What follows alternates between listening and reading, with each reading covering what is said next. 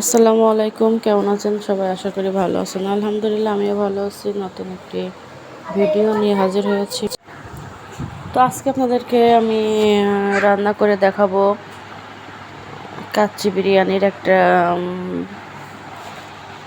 হালকা পাতলা রেসিপি। মানে এটা হচ্ছে আপনার খুবই সিম্পলভাবে এটা তৈরি করা।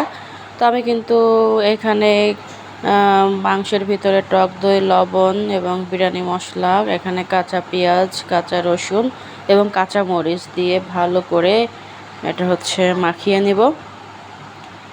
তো এখানে আমি হচ্ছে আস্ত কিছুটা বিরিয়ানি মশলা দিব। এখানে হচ্ছে আপনার গরম মশলা এবং দারুচিনির, গরম মশলার ভিতরে দারুচিনি, এলাচ, পোস্তদানা এবং জয়ফল, জয়ত্রী এগুলো ভালো করে বেটে আমি এটার ভিতরে আর কি দিয়ে দেব। দিয়ে এটা তেজপাতা দিয়েছি কয়টা। তো এটা দিয়ে আমি কিছুক্ষণ রেস্টে রেখে দেব। দেওয়ার পরে আমি পরে চলে যাব রান্নায়। তো প্রথমে কড়াইতে তেল দিয়ে তেলটা গরম হওয়া পর্যন্ত আমি অপেক্ষা করবো। তো তেল গরম হয়ে গিয়েছে, এর ভিতরে আমি কিন্তু কিছুটা গরম মশলা দিয়েছিলাম। এখন পেঁয়াজ কুচিটা দিয়ে দিচ্ছি। তো দেওয়ার পরে ওটা ভালো করে ভাজা ভাজা করে নেব। এখানে আমি প্রথমে কিন্তু গরম মশলা দিয়েছি, তারপরে তেজপাতা আর পেঁয়াজ কুচি এটা দিয়ে ভালো করে নাড়াচাড়া করে নিব। নেওয়ার পরে আমি এখন মাখিয়ে রেখেছিলাম যে মাংসটা, সে মাংসটার ভিতরে দিয়ে দিব। দেওয়ার পরে এটা আমি ভালো করে কষিয়ে নিব। এটা কষাতে কষাতে যখন সিদ্ধ হয়ে যাবে, প্রায় 80% বয়েল হয়ে যাবে, তখন আমি এর ভিতরে আলু দিয়ে দিব। তো দেওয়ার পরে আমি এটা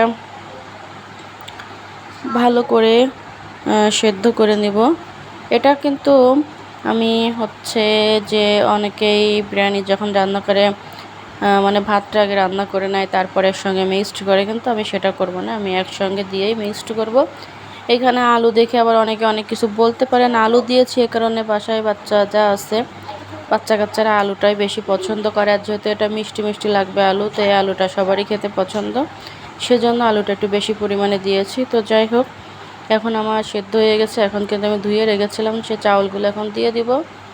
দেওয়ার পরে এটা আমি ভালো করে নাড়াচাড়া করে পানি দিয়ে দিব। আর এই পানিটা কিন্তু আমি আগের থেকে গরম করে রেখেছিলাম গরম মশলা দিয়ে।